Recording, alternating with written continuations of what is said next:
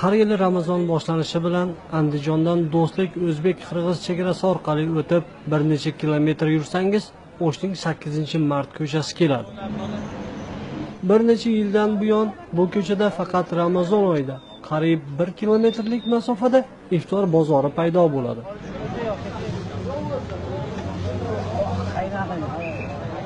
Asosan o'zbeklar istiqomat qiluvchi ushbu hududda paydo bo'lgan bozor O'sh vaqti bilan soat 17 dan so'ng ish boshlaydi.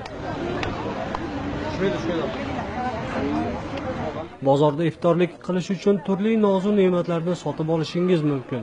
Ular orasida mashhur Qo'qon nisholdasi bo'lmasa-da, O'sh nisholdasini topish mumkin. Burası pishgan nishol, o'zimiz O'shda qilingan. Qo'qon nisholda emas, faqat Qo'qon nisholdan uslubida qilingan. Faqat shu. Nech bilan bular? Kattasi kichik yo'q.